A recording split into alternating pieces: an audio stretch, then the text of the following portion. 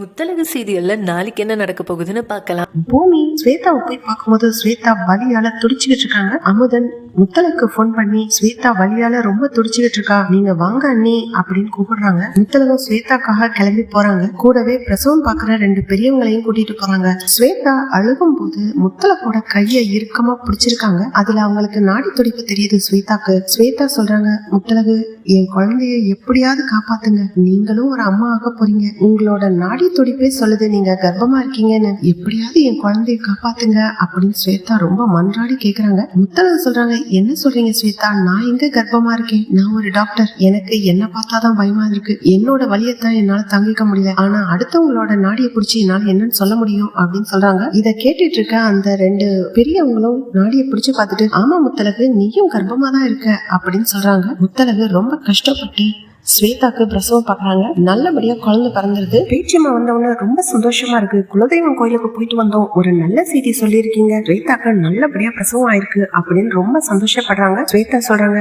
அத்தை ஒரு சந்தோஷம் கிடையாது அத்தை, இன்னொரு நல்ல சந்தோஷமும் இருக்கு, முத்தழகு முழுகாம இருக்காங்க அப்படிங்கிற விஷயத்தையும் சொல்றாங்க. பேச்சியம்மாக்கு அவ்வளவு சந்தோஷம் இருக்கு. சொர்ணமும் பேச்சியம்மாவும் சேர்ந்து அஞ்சலியை திரும்பி பாக்குறாங்க. சொர்ணம் சொல்றாங்க, பாத்தியா குலதெய்வம் கோயிலுக்கு போய் குறி கேட்டா சரியாயிடும் பிரச்சனை எல்லாம் சொன்னேன்ல அப்படின்னு சொல்லும் போது அஞ்சலி சொல்றாங்க, அது எப்படி, நான் தான் கர்ப்பமா இருக்கேன், நான் மட்டும்தான் இந்த வீட்டுல இருக்க முடியும், முத்தழகு போனதாவே இருக்கட்டும், முத்தழக திரும்ப எல்லாம் வீட்டுக்கு கூப்பிடாதீங்க. பேச்சியம்மா சொல்றாங்க, முத்தழகு எங்க வீட்டு வாரிசு சுமந்துகிட்டு இருக்கா, அவளை கூப்பிடணும் கூப்பிடக்கூடாதுன்ற விஷயத்தெல்லாம் நீ பேசாத, நீ கர்ப்பமா இருக்கிறன்ற ஒரே காரணத்தினால்தான் இந்த வீட்டுக்கு வந்திருக்க, அதை மறந்துடாத அஞ்சலி, நான் எப்பவுமே நியாயத்தின் பக்கம் மட்டும்தான் நிப்பேன், ஊருக்கு என்ன நியாயம் சொல்லுவனோ அதே தான் இந்த வீட்டுக்கும் நியாயம் சொல்லுவேன், பூமியோட குழந்தையத்தான் முத்தழகு சுமந்துகிட்டு இருக்கா, அதனால அவளை ஒதுக்கி வைக்கலாம் முடியாது எங்களால அப்படின்னு பேச்சியம்மா சொல்லும் போது ஸ்வேதா சொல்றாங்க, அத்தை நான் ஒண்ணு சொன்னா நீங்க கேப்பீங்களா, முத்தழகு அவங்க வீட்லயே இருக்கட்டும், அங்க இருக்கதான் அவங்களுக்கு நல்லதும் பாதுகாப்பும் கூட, இங்க வந்து அஞ்சலியும் முத்தழகும் சேர்ந்து இருந்து கோவப்பட்டு சண்டை போட்டுட்டு இருந்தா அவங்க வயிற்றுக்குள்ள இருக்கிற குழந்தைக்கு நல்லது கிடையாது, அதனால முத்தழகு அவங்க வீட்டுல இருக்கட்டும், அஞ்சலி நம்ம வீட்டுல இங்கேயே இருக்கட்டும் அப்படின்னு ஸ்வேதா சொல்றாங்க.